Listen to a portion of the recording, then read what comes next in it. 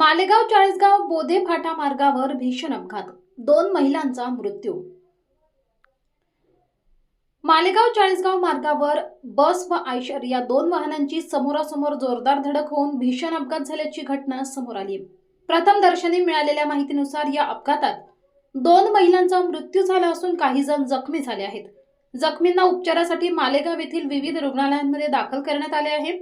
प्रथमदर्शनी मिळालेल्या माहितीनुसार एसटी बस क्रमांक MH40Y5822 ही मालेगावकडून चाळीसगावच्या दिशेने जात होती।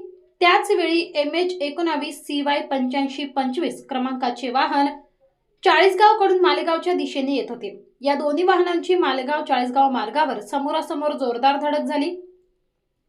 धडक एवढी भीषण होती की वाहनांचे मोठे नुकसान झाले असून अपघातानंतर घटनास्थळी नागरिकांची मोठी गर्दी झाली। घटनेची माहिती मिळताच पोलीस प्रशासन घटनास्थळी दाखल झाले असून मदत कार्य सुरू करण्यात आले। अपघातातील जखमींना तातडीने मालेगाव येथील सुविधा हॉस्पिटल आणि साई केअर हॉस्पिटलमध्ये उपचारासाठी दाखल करण्यात आले आहे। जखमींपैकी काहींची प्रकृती गंभीर असल्याची माहिती प्रथमदर्शनी समोर येते, मात्र याबाबत अधिकृत माहिती अद्याप स्पष्ट झालेली नाही। या अपघातात 2 महिलांचा मृत्यू झाल्याची प्राथमिक माहिती आहे। मृत महिलांची ओळख तसेच अपघातातील जखमींची संख्या याबाबत पोलीस प्रशासनाकडून अधिकृत माहिती मिळणे बाकी आहे। दरम्यान अपघात नेमका कशामुळे झाला याचा पोलीस तपास सुरू असून प्रथमदर्शनी मिळालेल्या माहितीनुसारच ही माहिती देण्यात येत आहे।